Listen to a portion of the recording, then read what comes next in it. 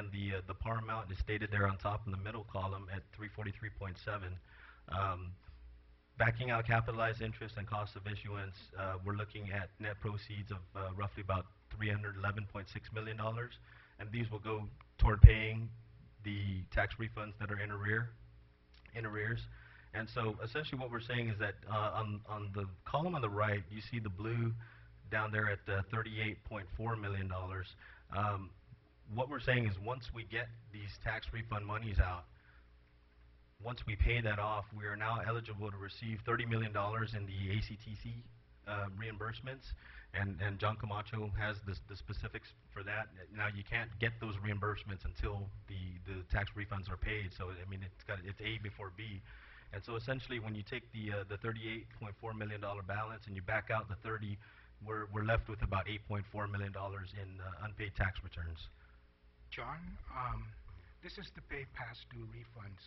Has anybody filed a 2000 tax year 11 refund yet? No, I guess the program is to anticipate the filing of the 2011. So when would be the first filing? By January 1st, people will be filing January 1st of 2012. Okay, and so don't we have like a provision in the budget this year to pay those 2011 refunds? Yes, but the program is to actually what we're looking borrow at. Money we don't owe yet. But we're not behind. But I guess the program is actually to put us ahead. Oh, meaning okay. If we pay off the 2011 next year, for example, right. Starting fiscal year 2012, we'll be putting aside for 2012, which actually is the normal because you're looking at 2012 returns. So this is not to pay past due refunds. This is to pay refunds that nobody has filed yet. The $105 million, yes. That's correct. So we're going to take that money that we have in the budget this year, and we're not going to use it to pay refunds. That is the plan, to stay current, and we're going to put that money aside so when people start filing in 2013 for 2012, we have the money available for the 2012. So we're going to be borrowing for future refunds. We're not going to pay current. We're not going to use our current money to pay current refunds. We're going to borrow money to pay current refunds. Actually, since this fiscal year, we should be putting aside already for 2011 tax refunds. In this budget? Yes. Yeah. Okay. But what are we going to do with the $105 million that has been set aside in the current budget? That's why earlier I said the provision for refund for 2012 will be set aside as we move forward. So when actually the people start filing for the 2000 tax returns, we will be those funds will be available to pay the 2012. So we don't get behind. That's the plan. And actually right now we should be putting aside for 2011. And by the end of the year we should have full money set aside for 2011 because people are going to start filing 2011 next year. And so just to borrow that money for next year would cost us about $100 million in interest over 30 years. Maybe? To borrow $100 million for next year over a 30-year period, another $100 million for money we really should be using current collections to pay? Well, first of all, it's not the full 105. I think it leaves the 38.4 balance that carries down. So the money that's going to be, and again, and I think John can attest to this, I think for the first time in history, once that first tax refund gets turned into process, there'll actually be cash in the bank, and you know, it'll no longer be a book entry, but there'll be cash in the bank to pay that tax refund. And you know, again, every time we brought this program up, we're not going to be paying interest for past due refunds. We're going to be paying interest for future refunds, even though we pay them currently, correct? Because we're borrowing the money to pay. I mean, we're trying to avoid paying interest on past due refunds. This plan is going to have us pay interest on future refunds because we're borrowing the money to pay the future refunds.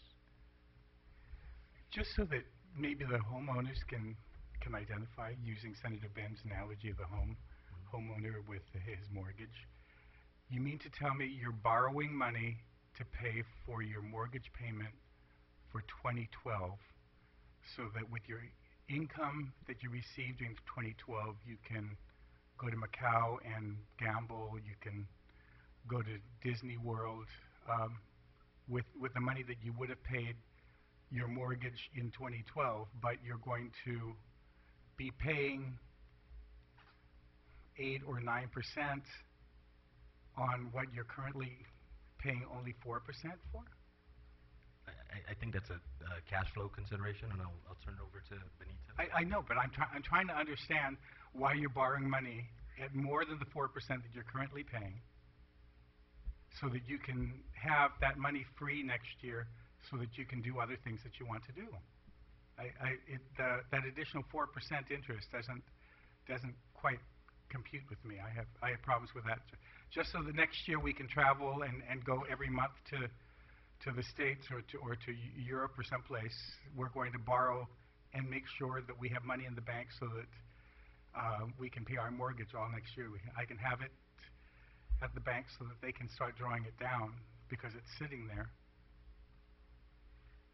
Yeah, Senator, we're supposed to be setting aside money now for the 2011 tax returns, but that's not happening.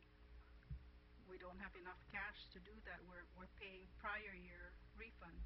Yes, Benita, I can understand in refinancing to try to catch up with current payments, okay? What I don't understand is why you would want to borrow for 2012 when you have, or 2030, I mean for an extra for the next year, when you haven't, those payments aren't due yet. This 2011, they're going to be due.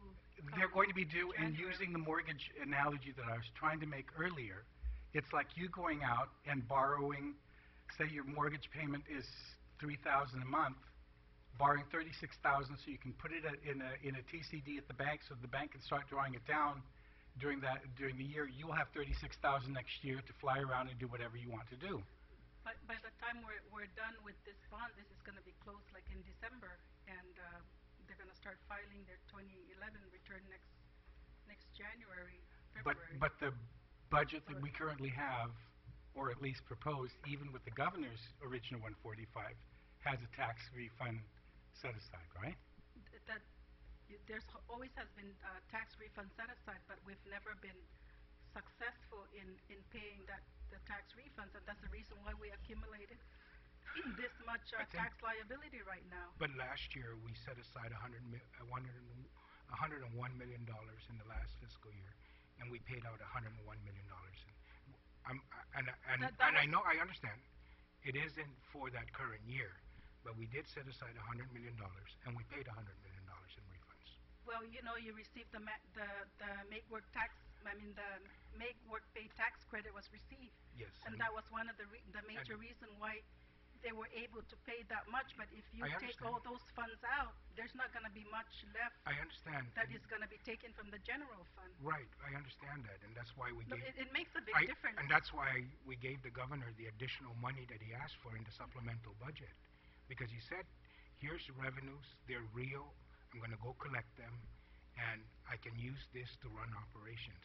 So maybe we need to get a report on that revenue that the governor projected he was going to collect in the supplemental budget, and that he guaranteed us he was going to collect, that you all testified as being real revenues, and see just where we're at on that. So I'm going to just request from you a report on what the governor identified as real revenues and you guys testified to as being available for collection, and that you were going to go to collect, and let's just see the record on how much is actually being collected. That would be very helpful to us.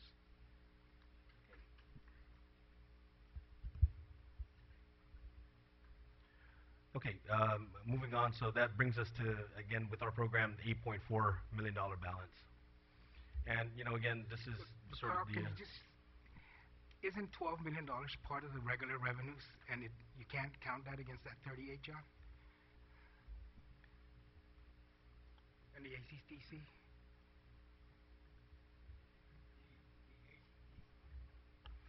I know the ACTC is basically, I guess, at least for last fiscal year's budget, it says that 90% of that goes into the trust fund to be submitted over to the income tax reserve fund. So it is being used to pay income tax down.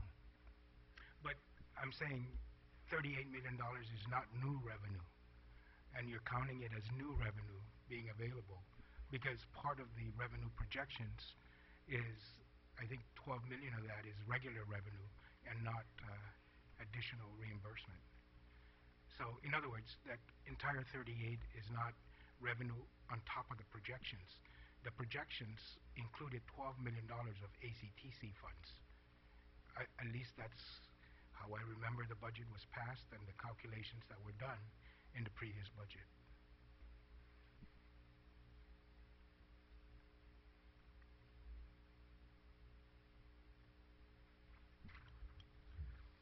Again, the formula that we used here would be counting on the $30 million reimbursement once this is paid, and so we need to pay it down to realize that reimbursement. We understand, Carl. That Yeah. language you took from our budget, so we both agree on that. Okay, so But except that that language and the calculations did not have entire 30 million and the addition as being new revenue. That part of that is in the revenue projection number. That's the only point I'm trying to make. okay. And I think John would agree with that. John, can I get clarification on that, though? Could you get that money without paying?